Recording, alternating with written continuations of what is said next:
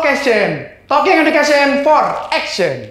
Selamat pagi, Cashers di rumah, dimanapun Cashers berada, selamat pagi. Gimana kabarnya? Sehat? Alhamdulillah, semoga sehat selalu dan tetap semangat menjalani aktivitas di pagi hari ini. Nah, Cashers, pada episode kali ini kita akan membahas topik mengenai peluang industri e-sport di Indonesia. Tapi sebelum itu, mari kita simak cuplikan video berikut ini.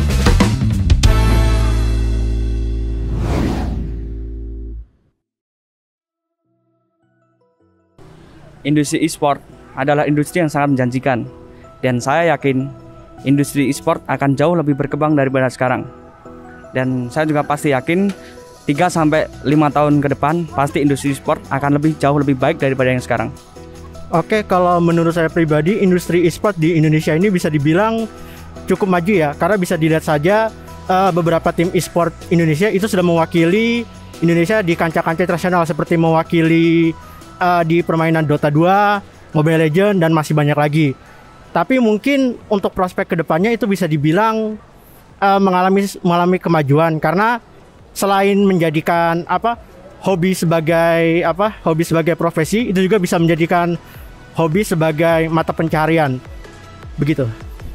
Menurut saya prospeknya bagus, sangat maju begitu pesat. Yang awalnya e-sport itu hanya sebuah hiburan, tapi kemudian dia punya nilai jual yang tinggi dan begitu banyak banyak iming-iming lah di Indonesia itu hingga dia diajukan di ajang nasional bahkan internasional. Maka dari itu e-sport ini sekarang dia menjadi banyak banyak menjadi menjanjikan sekali untuk orang-orang yang bermain di e-sport gitu. Mungkin dari saya industri e-sport sekarang itu lebih berkembang dari yang tahun lalu karena banyak kayak game-game itu Mobile Legends, terus Dota sama kayak FF udah masuk atlet masuk SEA Games. Terus mungkin kedepannya bisa berkembang lagi dari anak-anak dikasih pengenalan tentang e-sport gimana. Terus orang tua sekarang kan masih kayak menganut aturan dulu kayak apa tuh e-sport nggak kenal, makanya dari saya mungkin lebih pendalaman tentang e-sport di orang tuanya. Untuk perkembangan e-sport sekarang sih mungkin lagi berkembangnya ya, karena bisa dilihat mungkin hampir semua kalangan sudah bermain. Dan untuk kedepannya sih mungkin menurut saya kalau e-sport sendiri masih kurang ya di Indonesia sendiri, karena bisa dilihat dari para atlet-atlet biasanya kalau mereka sudah selesai dengan e-sportnya mereka tidak tahu mau kemana gitu.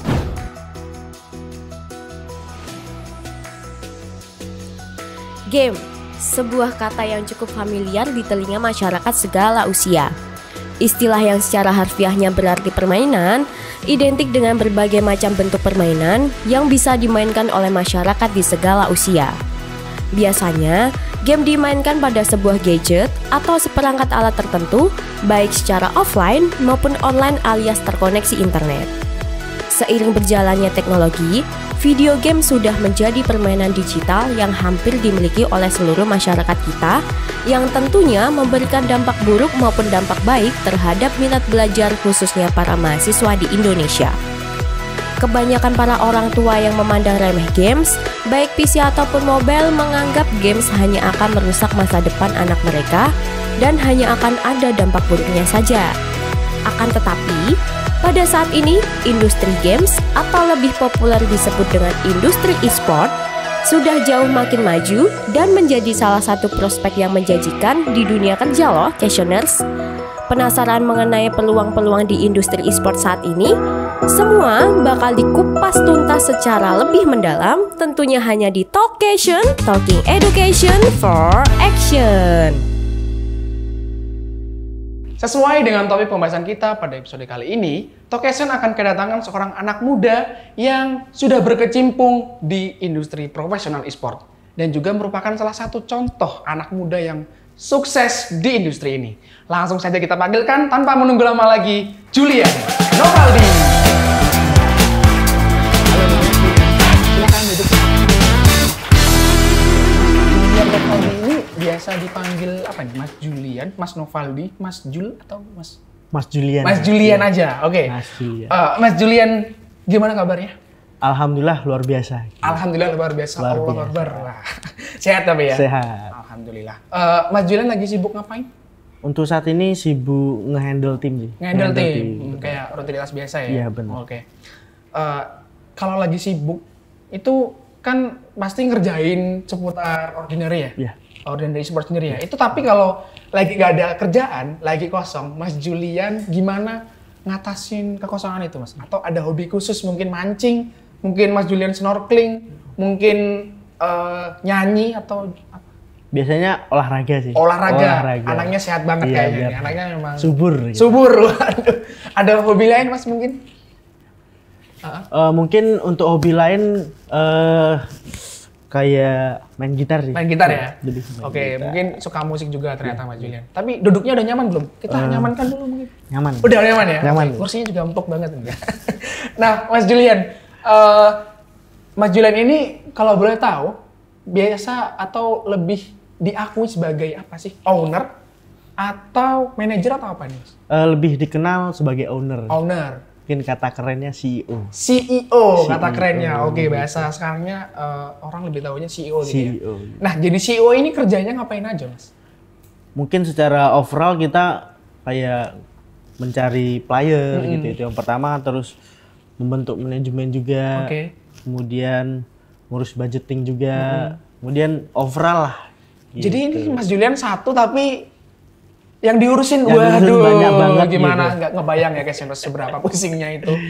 Banyak banget yang di-handle, tapi aman ya Mas, pembagian Aman. waktunya juga, efisiensi waktunya juga aman. Aman sekali. Mas Julian juga kebetulan masih kuliah kan ya? Masih kuliah. Lihat kan Mas, Gitu. masih kuliah loh padahal. Udah berani terjun ke industri profesional yang mana kita tahu serumit ya kayak Mas Julian tadi, sendiri tapi handle semuanya gitu. Nah, Mas, mungkin aku mau mulai dari perjalanan mengenai bagaimana awal mula pendirian Ordinary Esport ini. Terus, reaksi orang tua gimana sih, Mas? Ya. Oke. Mungkin untuk awalnya kita Ordinary itu terbentuk dari basic saya yang hobi main game ya. Terus kita itu berawal dari 4 orang sekawan lah gitu. Kita temen 4 orang, terus membentuk sebuah tim gitu. Bentuk sebuah tim ya awal-awalnya kita buat fun-fun doang sih. Buat main-main biasa gitu. Kalau di Jogja itu terkenal di Burjo gitu. Di Burjo, Ya, kita oke. main di Burjo gitu dulu.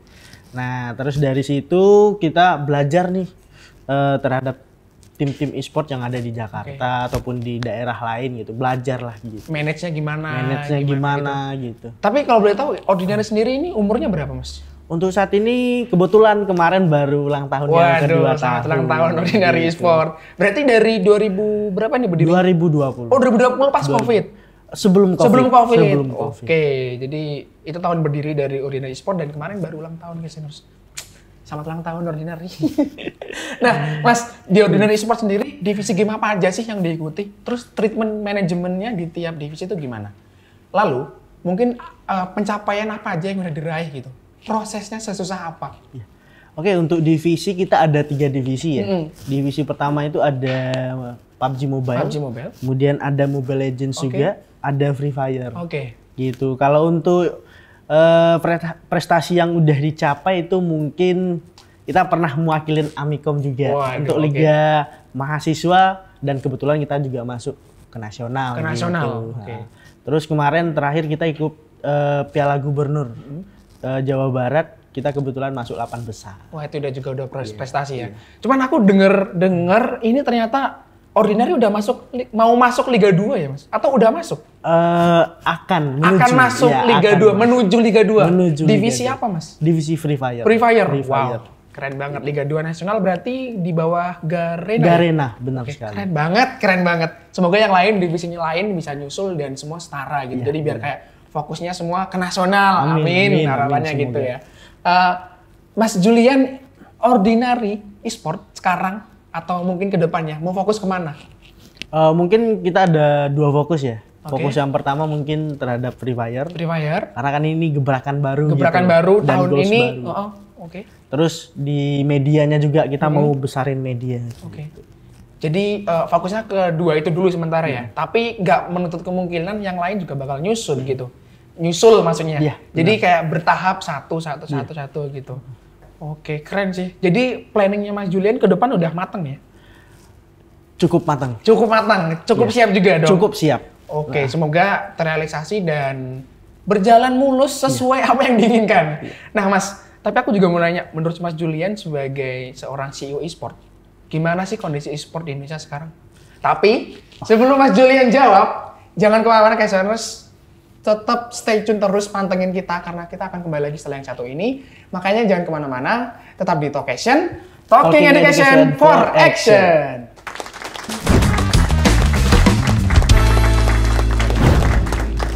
Oke, kalau untuk kondisi e-sport saat ini mungkin itu tergantung dari stigma masyarakat. Oke.